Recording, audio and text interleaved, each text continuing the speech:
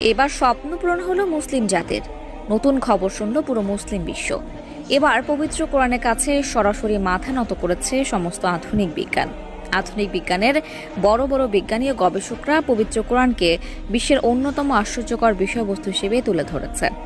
প্রিয় দর্শক, পবিত্র কোরআনে 1450 বছর আগে যে কথা বলা হয়েছিল, সেই কথাই আজকের এই আধুনিক বিজ্ঞান নতুন করে গবেষণা করে প্রমাণ করেছে। আপনাদের কাছে একটি গুরুত্বপূর্ণ প্রশ্ন, আপনি কি কোরআনের পক্ষে নাকি আধুনিক বিজ্ঞানের পক্ষে? অবশ্যই কমেন্ট করে জানাবেন।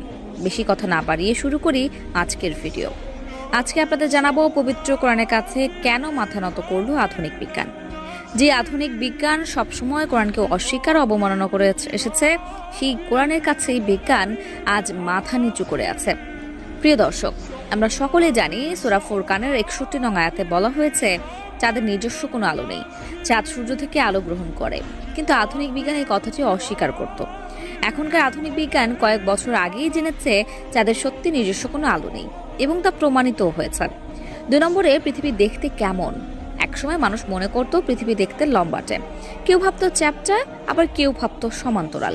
কিন্তু পবিত্র কোরআনে 1400 বছর আগেই জানিয়ে দেওয়া হয়েছে পৃথিবী দেখতে অনেকটা কমলা লেবুর মতো গোলাকার এবং সমতল নয়। পৃথিবীকে সমান্তরাল রাখার জন্য তার উপরে রাখা হয়েছে বড় বড় পাহাড় ও পর্বতমালার। 3 নম্বরে, বিজ্ঞান বলছে একটি শিশু যখন গর্ভে থাকে তখন সে আগে কানে শোনার যোগ্যতা পায়, তারপর চোখে দেখার। কিন্তু এই কথা পবিত্র কোরআনে বিস্তারিতভাবে আলোচনা করা হয়েছে।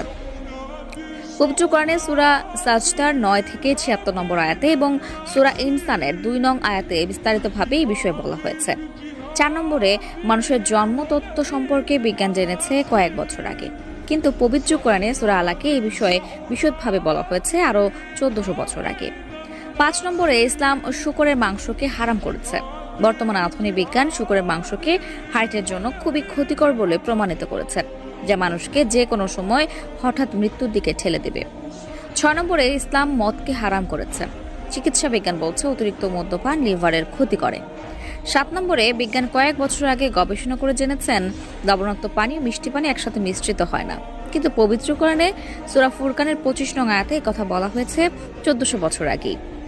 8 নম্বরে, পানি চক্র বিজ্ঞান জেনেছে বেশি দিন হয়নি, কিন্তু সূরা জুমার 21 নং আয়াতে পানি চক্রের কথা স্পষ্টভাবে বলা হয়েছে।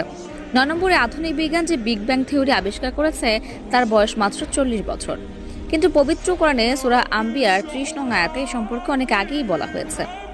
10 নম্বরে, পবিত্র কোরআনে সূরা কিয়ামার 3 ও 4 নং আয়াতে বলা হয়েছে মানুষের আঙ্গুল দিয়ে মানুষকে আলাদাভাবে শনাক্ত করা সম্ভব, যা আজকের আধুনিক বিজ্ঞান এবং এর প্রধান সাক্ষী আমরা নিজেরাই। আজকাল সমস্ত ডকুমেন্টে প্রত্যেকেই আমাদের নিজেদের আঙুলের ছাপ ব্যবহার করতে হয়। মূলত এই বিষয়গুলো থেকে আমরা বুঝতে পারি মহান আল্লাহ তাআলার বরত্ব এবং তার মহত্ব। তিনি এই বিশ্বজগতের মালিক এবং তিনি আমাদের সৃষ্টিকর্তা। আল্লাহ তাআলা আমাদের সকলকে নেক আমল করার তৌফিক দান করুক, আমিন।